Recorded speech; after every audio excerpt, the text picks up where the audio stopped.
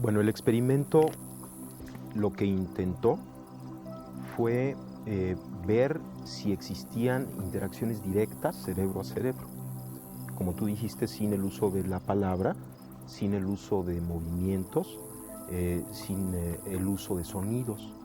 Entonces lo que hicimos fue construir una cámara sonoamortiguada.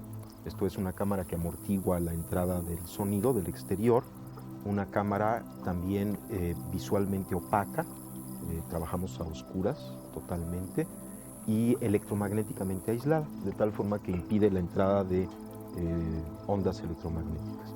En esta cámara invitamos a una serie de parejas, siempre trabajamos con parejas, a sentarse cómodamente, cerrar los ojos, no hablar, no tocarse. Y en esta situación de ausencia de estimulación, lo único que existía era la presencia del uno y del otro. Más tarde o más temprano, lo que estas dos gentes empezaban a sentir era precisamente esto, la presencia del uno y del otro, hasta que llegó un momento en el que la sensación de la mayoría de ellos era que estaban en contacto directo. Un poco difícil definir, ¿no?, lo que sería el contacto directo. Se sentían uno al otro, sin necesidad de utilizar lenguaje. En ese momento, uno de los dos fue invitado a pasar a otra cámara que también habíamos construido de antemano con las mismas características. Esto es aislada, sonoamortiguada y electromagnéticamente blindada de la primera, de tal forma, y esto es muy importante, que no había posibilidad de que ondas electromagnéticas pasaran de una cámara a la otra, por lo menos de ciertas frecuencias. En esta situación les invitamos a permanecer en comunicación, a seguir sintiendo la presencia uno del otro. El que se quedó en la cámara original fue estimulado, se le aplicaron una serie de destellos y registrada su actividad provocada ante los destellos, lo que llamamos un potencial provocado. Un potencial provocado, pues, es la respuesta de la corteza ante el estímulo. Es una respuesta muy conocida.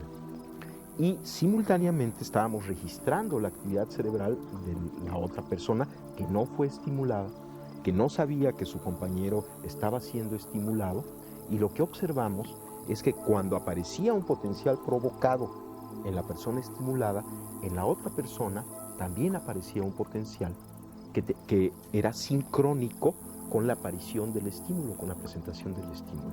A esto le llamamos potencial transferido o potencial de transferencia. Y lo que está indicando es que un cerebro, de alguna forma, estableció contacto con el otro cerebro en forma directa. Y lo que le sucedió al primer cerebro tuvo repercusión en el segundo cerebro, sin que necesariamente mediara la conciencia. Por lo menos en nuestros sujetos, al preguntarles, por ejemplo, a aquellos que habían tenido su potencial transferido, ¿sentiste algo? ¿Supiste lo que pasó con tu compañero? Decían, bueno, creo que algo sucedió, pero no estoy seguro. O sea, no había necesidad de que el evento fuera consciente para que sucediera, para que el cerebro lo registrase. Ahora, ¿qué consecuencias? ¿Cuáles son amplísimas, ¿no? Porque en primer lugar nos está diciendo que el límite de la actividad cerebral no es el cráneo, ni siquiera la estructura cerebral, sino que hay un nivel de actividad cerebral que, por así decirlo, trasciende la misma estructura. Y esto se puede explicar de muchas formas, como dijo antes el profesor Delgado. Lo importante en el cerebro son las interacciones interneuronales. Esto es lo que da la inteligencia, lo que da la capacidad cognitiva, etcétera, etcétera. Se puede asumir que como resultado de una serie enorme de interacciones entre los elementos neuronales, se creen campos de interacciones. Y estos campos de interacciones, que nosotros les llamamos los campos neuronales, puedan no estar, y de acuerdo a nuestro experimento, limitados por la estructura cerebral, sino que afecten la estructura del espacio y sean medios de transmisión de cerebro a cerebro.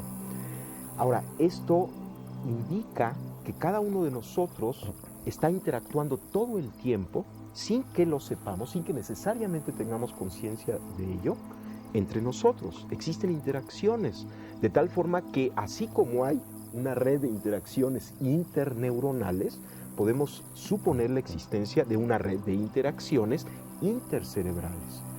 Y esto permitiría asumir la posibilidad de la existencia de un organismo que surja de estas interacciones intercerebrales. Un organismo, ¿qué quiere decir un organismo? Un nivel de actividad que nos trascienda como individuos, del cual formamos parte y muy probablemente el que nos está afectando y estamos afectando.